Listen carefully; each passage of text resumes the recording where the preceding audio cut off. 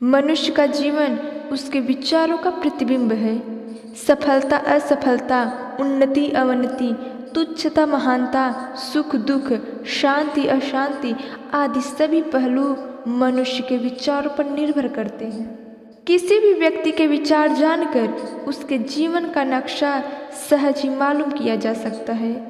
मनुष्य को कायर वीर, स्वस्थ अस्वस्थ, प्रसन्न अप्रसन्न बनाने में उसके विचारों का महत्वपूर्ण हाथ होता है।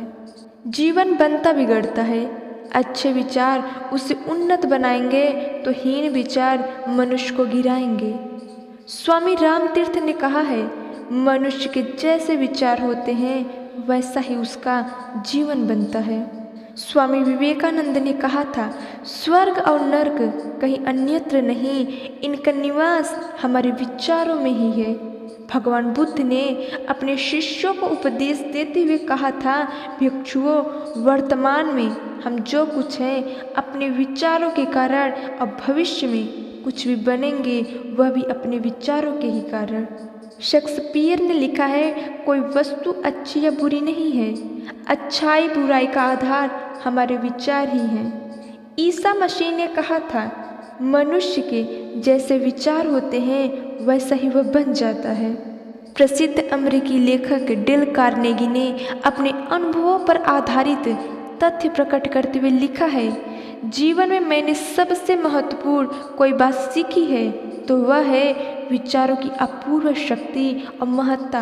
विचारों की शक्ति सर्वोच्च तथा अपार है। संसार के समस्त विचारकों ने एक स्वर से विचारों की शक्ति और उसके असाधारण महत्व को स्वीकार किया है। संक्षेप में, जीवन की गतिविधियों का संचालन करने में हमारे विचारों का ही प्रमुख हाथ रहता है। हम जो कुछ भी करते हैं विचारों की प्रेरणा से ही करते हैं। संसार में दिखाई देने वाली विभिन्नताएं भी हमारे विचारों के प्रतिबिंब ही हैं। संसार मनुष्य के विचारों की ही छाया है। किसी के लिए संसार स्वर्ग है और किसी के लिए नरक।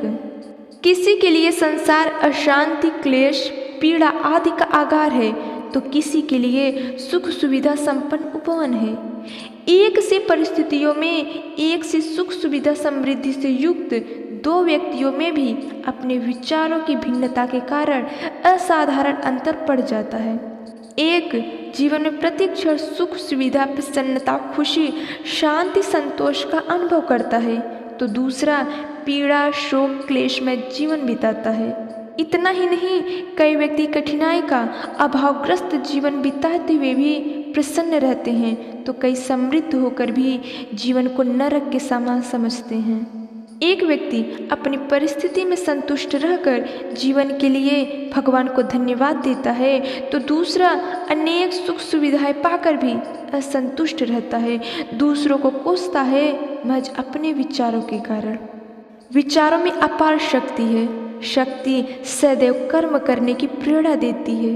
वह अच्छे कार्यों में लग जाए तो अच्छे और बुरे कार्य की ओर प्रवृत्त हो जाए तो बुरे परिणाम प्राप्त होते हैं। विचारों में एक प्रकार की चेतना शक्ति होती है। किसी भी प्रकार के विचारों की एक स्थान पर केंद्रित होते रहने पर उनकी सूक्ष्म चेतन शक्ति घनीभूत होती है।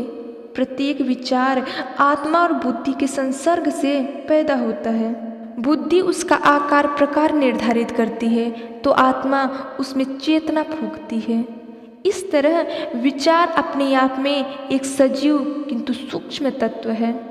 मनुष्य के विचार एक तरह की सजीव तरंगे हैं जो जीवन, संसार और यहाँ के पदार्थों को प्रेरणा देती रहती है। इन सजीव विचारों का जब केंद्रीकरण हो जाता है तो एक प्रचंड शक्ति का उद्भव होता है। स्वामी विवेकानंद ने विचारों की इस शक्ति का उल्लेख करते हुए बताया है, कोई व्यक्ति भले ही किसी गुफा में जाकर विचार करे और विचार करते करते ही वह मर जाए तो भी वे विचार कुछ समय उपरांत गुफा की दीवारों का विच्छेद कर बाहर निकल पड़ेंगे और सर्वत्र फैल जाएंगे। वे विचार तब सबको प्रभावित करेंगे।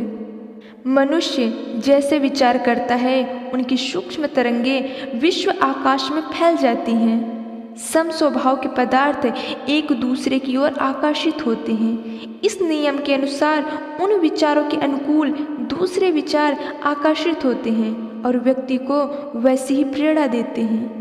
एक ही तरह के विचार घनीभूत होते रहने पर प्रचंड शक्ति धारण कर लेते हैं और मनुष्य के जीवन में जादू की तरह प्रभाव डालते हैं। विचारों का हमारे जीवन में महत्वपूर्ण स्थान है। अपने सुख दुख, लाभ हानि, उन्नति अवनति, सफलता असफलता सभी कुछ हमारे अपने विचारों पर निर्भर करते हैं। जैसे विचार होते हैं वैसा ही हमारा जीवन बनता है। संसार कल्प वृक्ष है, इसी छाया तले बैठकर हम जो विचार करेंगे वैसे ही परिणाम प्राप्त होंगे। जो अपने आप को सद्विचारों से भरे रखते हैं वे पग पग पर जीवन के महान वरदानों से विभूषित होते हैं। सफलता, महानता, सुख, शांति एवं प्रसन्नता के परितोष उन्हें मिलते हैं। इसके विपरीत जो अपने आप को हीन, अभागा, बदनसीब समझते हैं उनका जीवन भी दीनहीन बन जाता है। विचारों से घिरे हुए व्यक्ति को फिर परमात्मा भी नहीं उठा सकता। जो अंधकार में निराशावादी विचार रखते हैं उनका जीवन कभी उन्नत और उत्कृष्ट नहीं बन सकता। मनुष्य को वही मिलता है जैसे उसके विचार होते हैं।